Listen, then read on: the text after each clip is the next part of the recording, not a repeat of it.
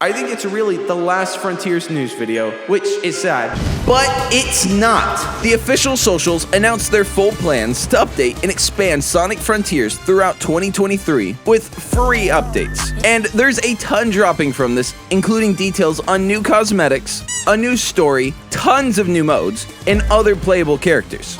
And it might even change the reception to this game, making the ending that many didn't find satisfying enough way sweeter. So not only did Sega drop this bombshell of Sonic news on us, but we also got an update from a programmer in the community who's able to entirely fix the pop-ins with Frontiers, giving me hope that at least on newer consoles and PC, Sonic Frontiers pop-ins will be fixed in these coming months. Christmas really did come early this year, so let's just go right into the details of all these releases and how 2023 is the year of Sonic Part 2.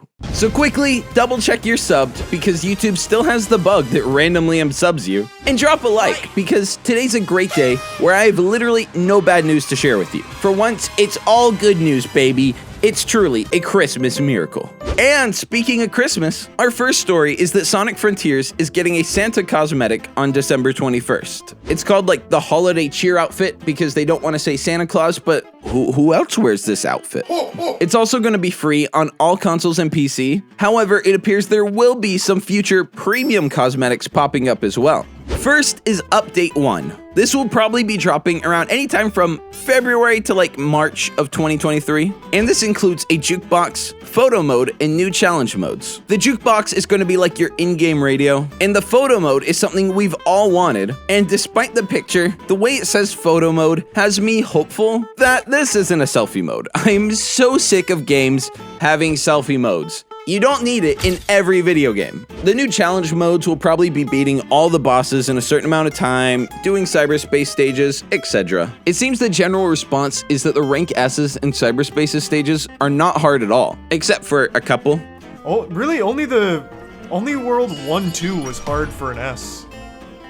What the f- But new additions and new challenge is always welcomed by me, the guy who thinks most Sonic games are so babyly easy. Now, Update 2, which will be around June or July, will have Sonic's birthday, we don't know what that is, Open Zone Challenge. Now, this looks cool. Having to do all these things on the island in a certain amount of time adds a lot of pressure to the otherwise very relaxed, non-pressure atmosphere. And the third thing from Update 2 is new Coco. I'm gonna be real, I don't care at all about them adding new Coco. Like what, you're gonna put like a ribbon on it? Cool.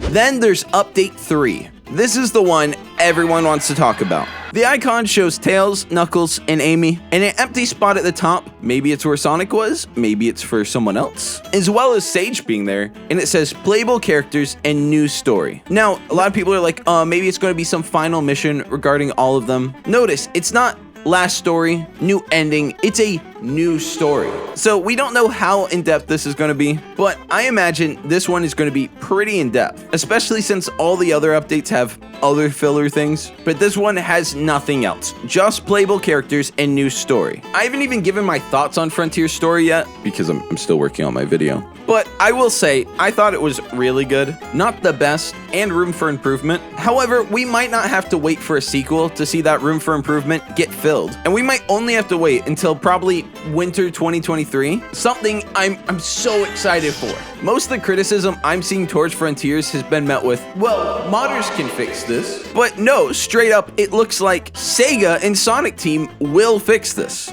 I hope they can fix the cyberspace physics too. And speaking of fixing this game, a Twitter user with the name Death Proj? The capitalizations are like breaking my brain. Posted this comparison video with a tweak he personally made that seemingly fixed all the pop-ins. The reason it looks a little off is in his words. It comes from an earlier version of Chronos that they left in the files. They have much higher ranges for objects, although I could do the same edit to the objects found in the final game by hand. It would just take a lot of time right now due to not having tools. And something must have happened 3 hours after he posted that, because he got the tools and he did it. There's still some pop-in at a long distance, but it definitely is improved. And it makes me wonder, is there a trade-off for this? Like, his footage is in 60 frames, the performance looks really good, so why does the game have such bad pop-ins? This gives me hope that Sega really can fix this. And I know Sonic Team has a history of being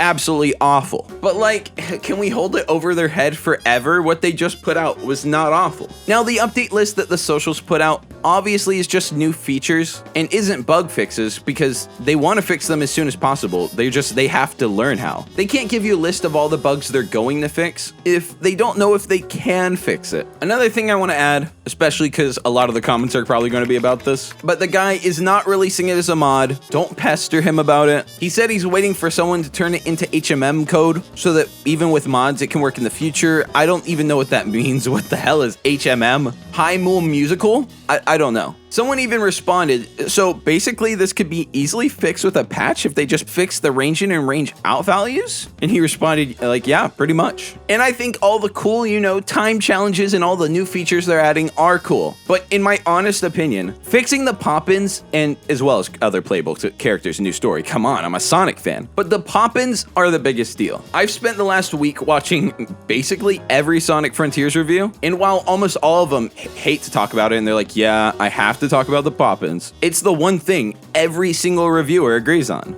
To address the most obvious glaring technical flaw, the pop-in is absolutely horrendous in this game. My immersion was broken about every 5 seconds when large objects popped into view right in front of me.